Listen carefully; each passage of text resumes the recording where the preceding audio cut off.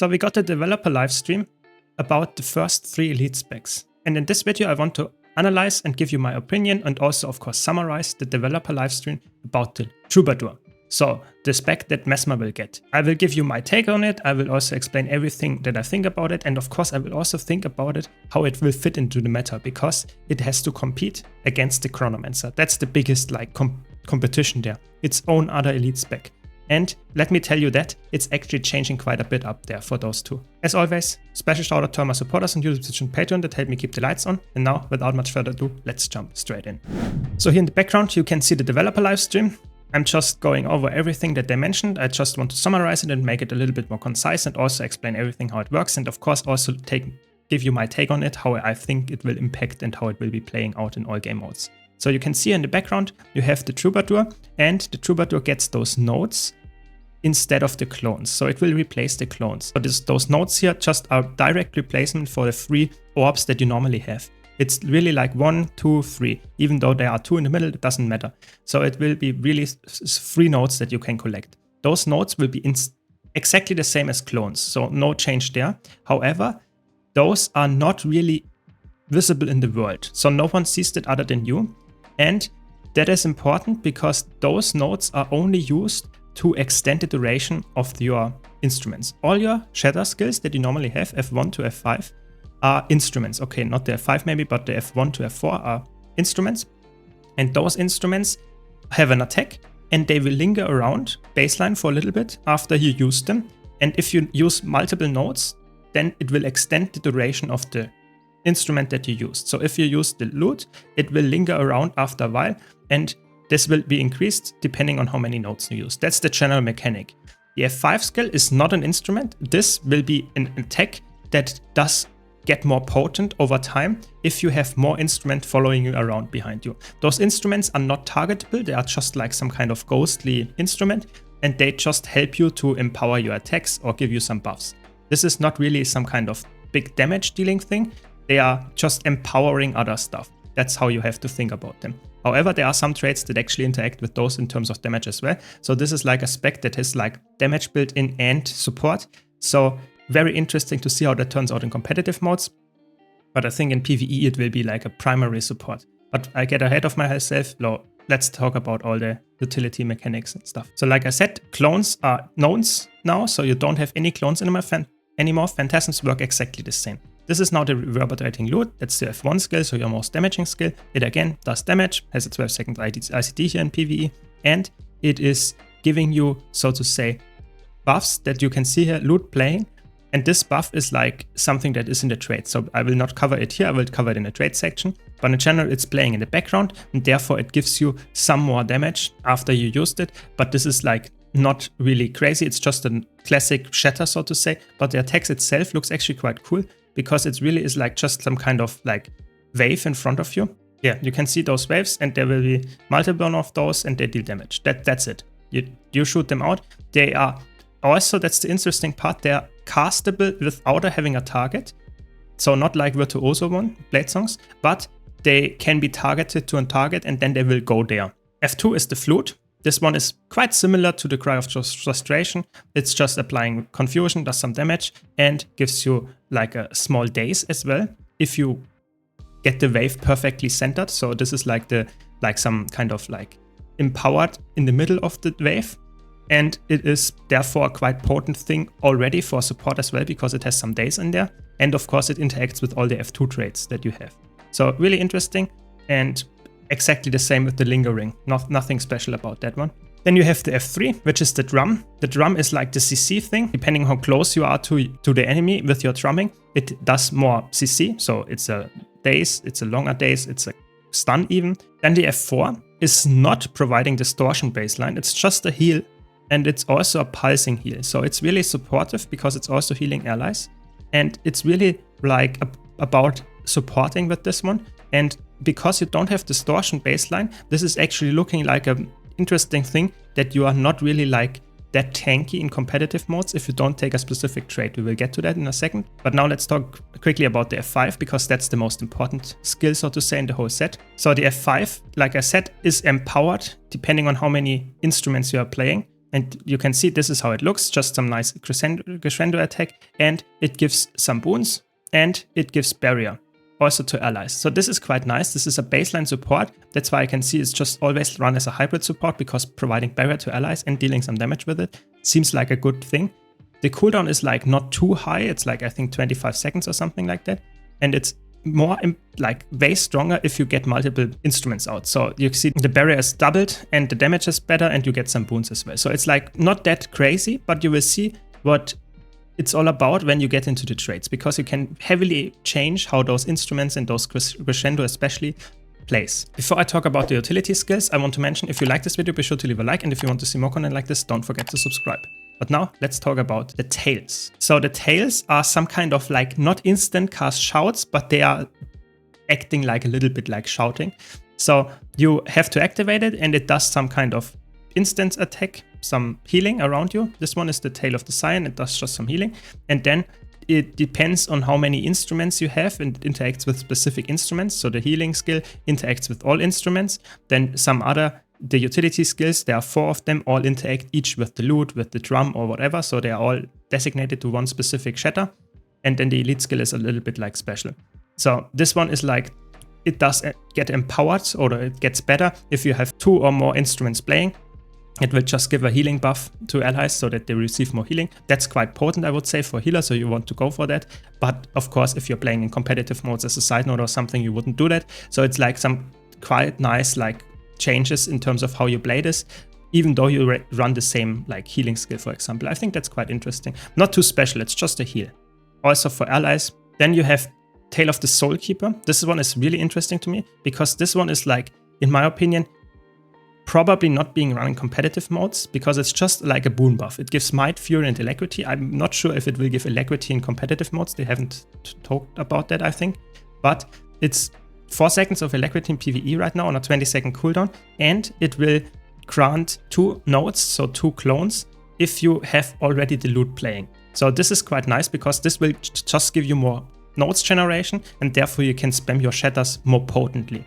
Don't forget, you can use the shatters all the time, but if you shatter with more nodes, they will linger around for longer and therefore empower more of your stuff. Like I said, this is now empowering by the lute, so if you have the lute playing in the background, you get 2 nodes.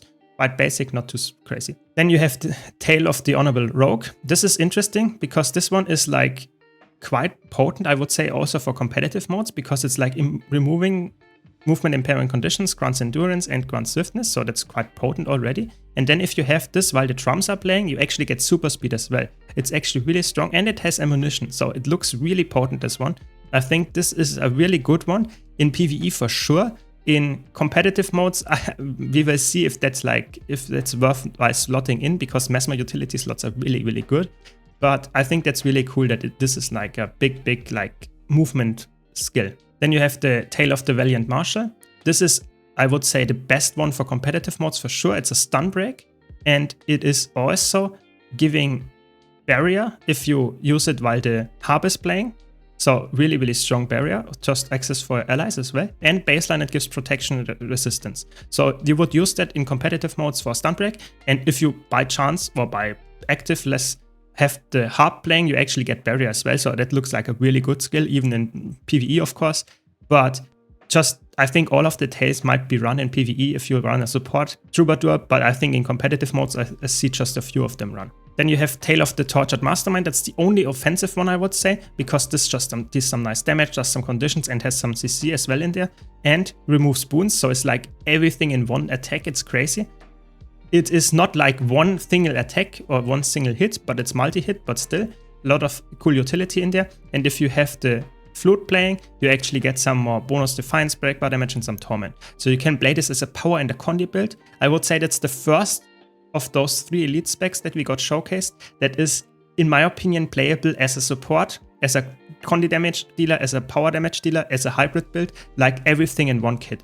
I think the other 2, Gale Shot and Luminary, be sure to check out the link in the description below where I have analyzed those. I think those 2 are clearly power-based. You can't play them classically as condi. Maybe the Luminary, but definitely not the Gale Shot. So this one is the first that is like clearly in all directions. Now let's talk about the big thing of this build, which is the elite skill. The elite skill is the Queen, And if you use this, it has a 75-second cooldown in PvE. And this is really interesting because it commands your instrument to play. So you can prolong the instruments being in the background being played so that you can actually, for example, get more empowered attacks out after that, depending on how many instruments you have playing. So if you have all 4 instruments playing while you use that, you get a base duration increase per instrument of 3 seconds, so that you have 3 seconds base duration, and then you have plus 12 seconds of the attack. So that's really nice. So you can get that 15 seconds. But the main thing about this elite skill is actually that you grant distortion and chaos aura, not only to yourself, but also to allies around you. That's just really strong. 2 seconds of distortion, it's what it's currently like, to share for you and your allies. Yes, you can share distortion, and it's on elite skill. They are quite like unsure if that will be broken or not. They think it might be really strong, but because of it's on an elite skill and it's not like easily accessible if you have it on a 75-second cooldown, it might be okay. We will see if that's true or if that's broken. They will try to nudge it down if it's not good for all game modes. I think in competitive modes that might be crazy good. I think even in PvE it is like insane to dodge mechanics and stuff. But I think that's good. That's like the selling point of this Troubadour spec over Chronomancer, for example. But I have to be honest, we will get with that into the traits, that actually I think Troubadour will probably dethrone Chronomancer to some extent because of the baseline very, very strong utility that it brings. Distortion sharing is one of the things, but there are other things in there as well. Okay, now let's talk about the traits. So you get Harmonize, gain bonus, outgoing healing, and damage per instrument playing. So that's, again, the first part where you want to have multiple instruments playing because they increase your outgoing damage. So for a damage build or for a healing build, you increase the outgoing healing effectiveness. Yes, that's quite nice, just not that exciting, just some passive heals and damage.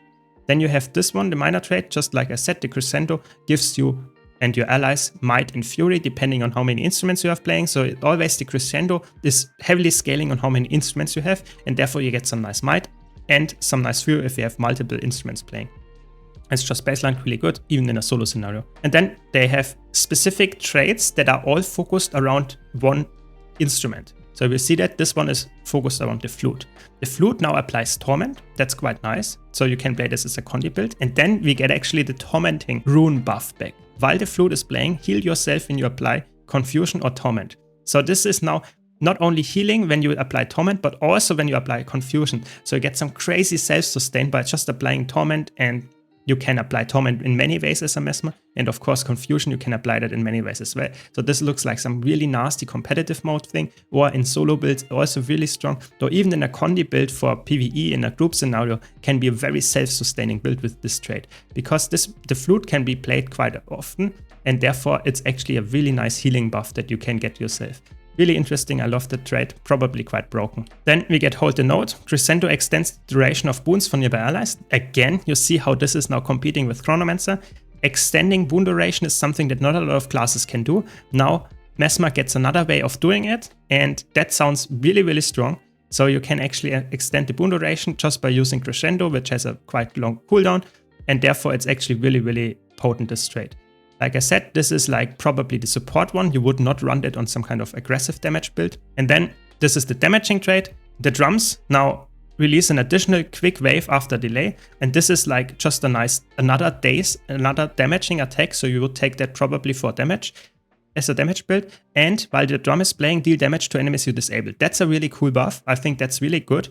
That's the main thing actually, not the wave itself, but that if you have the drum playing in the background and you CC, you actually get some damage. And this is like quite nasty. So Mesmer has a lot of instant cast CC and stuff like that. So I can see that this is actually quite potent to run. Not only with, for example, Claw Relic in PvE, but also like in competitive modes as a power build where you just want to CC the enemy, deal damage, and have a nice bursty combo. Really interesting. I love the design of those, like really altering traits for the attacks. And I think all of 3 of those look quite potent. Then you have Shredding. Your loot's damage is increased per wave, so that's the waves that we talked about earlier, and that is just really, really good damage increase. So that would be the power damage trait that you would use as a power damage dealer or power like alacrity provider. And while the loot is playing, you get a 20% damage increase in PvE. That looks like disgusting. So you really want to have your loot playing to get some nice burst damage combo out, and I think that's actually enabling this even as a power DPS. It's crazy. So you can see this is like filling a condi DPS role, power DPS role. It fills a support role, hybrid role, everything works. I think this is like very good. The traits are really deciding how you play this build. There is like one trait that you would choose as a condi build. There's one trait that you would choose as a power build. I think it's quite clear and straightforward how those traits define your build. Then you have the tails. That's the tails trait, so to say. That gives you a node when you use a tail. Okay, that's nice to get your just more shatters with more potent instruments up. And then recharge their corresponding instruments. So that's really cool. So that means that when you use, for example, the skill that is corresponding the rogue one to the drum, you will recharge the drums a bit. That's quite nice. That makes the synergy is clearly given.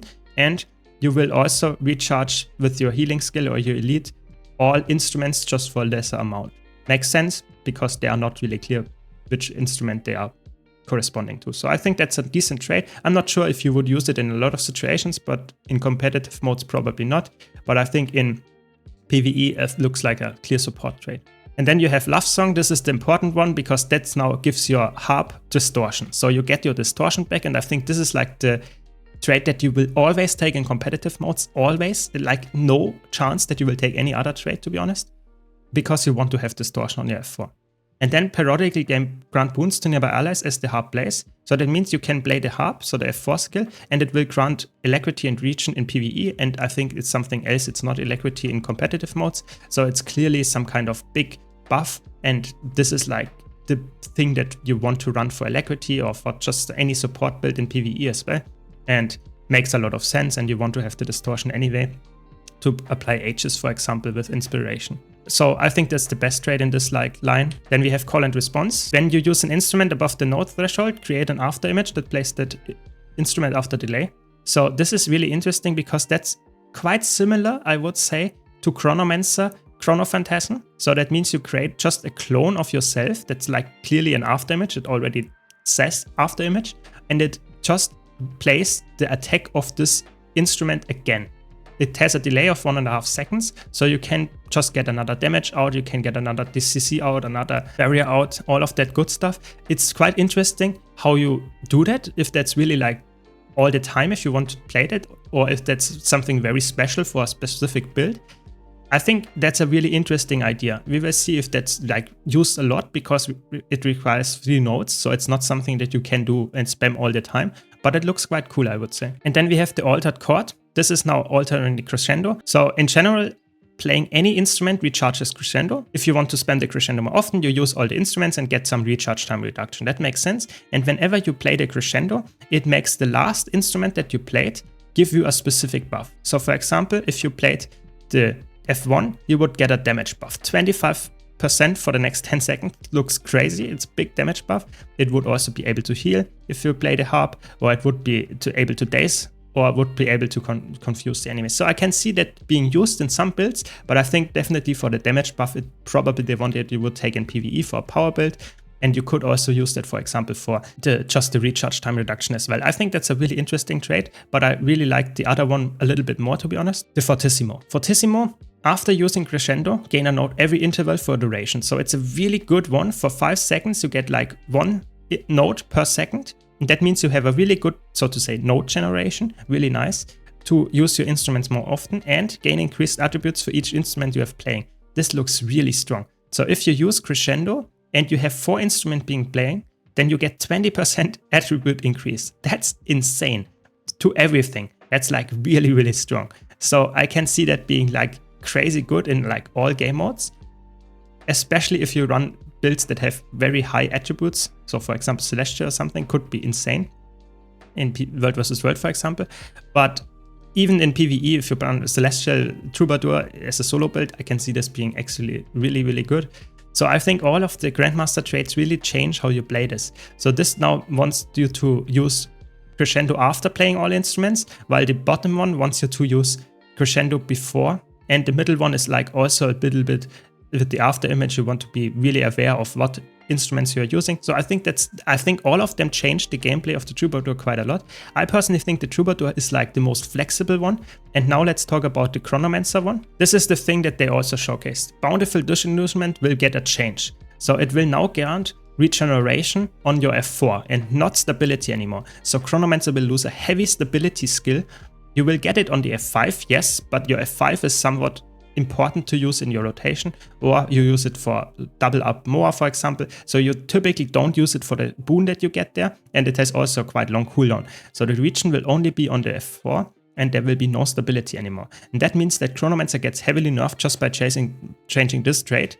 It is still a very good stability provider, but not as good as before.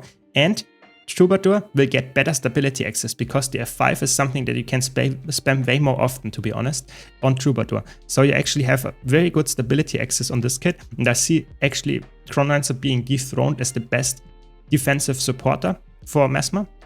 I think Chronomancer will fill more the aggressive support option, but don't forget, Troubadour can only do alacrity. So Chronomancer is still the only Mesmer elite spec that can provide quickness. So that's an interesting choice, to be honest. I did not expect that one, but that's what they did go for. And I have to be honest, I think it's good that Chronomancer gets a little bit of nerf. The sad part is that Bountiful Disillusionment is a core trait. So it not only nerfs Chronomancer, but it also nerfs Mirage. Mirage actually has no stability access with the Shatters anymore for allies. So you have to use the Mantra of Concentration. So I think the Healing Mirage is a little bit sad about that one, to be honest, because it was a really cool trait. And now it's like not that crazy good for it anymore because you can't provide stability. That's a little bit sad, but Chronomancer is definitely a big problem in the meta for support, so I can definitely see that Chronomancer nerfing makes sense. Troubadour will just take its spot, I would say. Chronomancer will be the offensive supporter for Mesmer, and Troubadour will probably be the defensive supporter as far as I know because of the distortion sharing and stuff that looks insane. And I think you can still, of course, run the rival and you run all the good traits in the core Mesmer trade lines for Troubadour, and I think that looks just really, really strong, really, really potent.